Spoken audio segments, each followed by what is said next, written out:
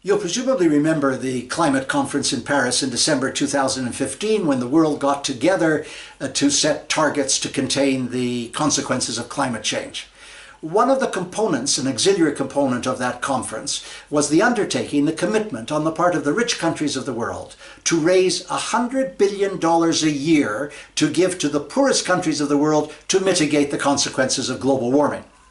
It will not surprise you to know that less than 20% of that has thus far been raised, and only for 1 year, not for a succession of years.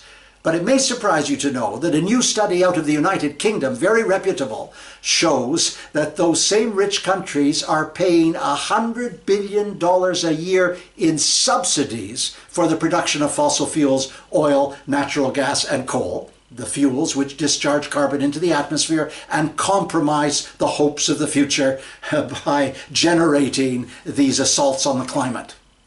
Now, the major culprits are, perhaps predictably, the United States, the United Kingdom, and Canada, with France and Germany bringing up the rear. They're all G7 countries. And coincidentally, the G7 is meeting in Canada this very weekend.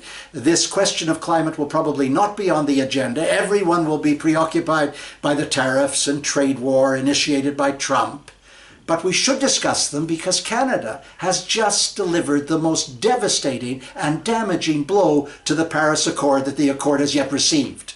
Canada has announced, quote, in the national interest, to purchase a major pipeline and increase its capacity threefold to take tar sands oil, called bitumen, the dirtiest oil in the world, producing the largest amount of carbon per unit of energy, take that bitumen right to the West Coast for subsequent sale and undoubtedly refining. Now, there's tremendous opposition, of course, from environmentalists, from indigenous groups through whose land the pipeline will go, and from the government of British Columbia, the coastal government, which has initiated a legal challenge.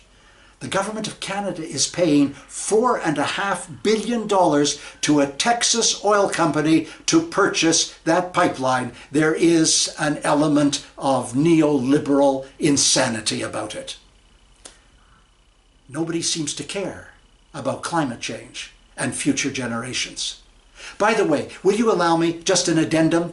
I last week called Donald Trump a fool, and it may be that some of you were offended, so I in my own defense, note the conversation between Prime Minister Trudeau and Donald Trump this last week when Trudeau raised objection to Donald Trump invoking national security as a reason for imposing tariffs on Canadian goods, and Donald Trump said by way of rejoinder, well, you guys burned down the White House. Excuse me? That was more than 200 years ago, and Canadians didn't burn it down. We were a colony. It was burned down by British militias and British regulars. And you say that I overstepped the bounds, calling Donald Trump a fool? I rest my case. That was last week. I'm Stephen Lewis.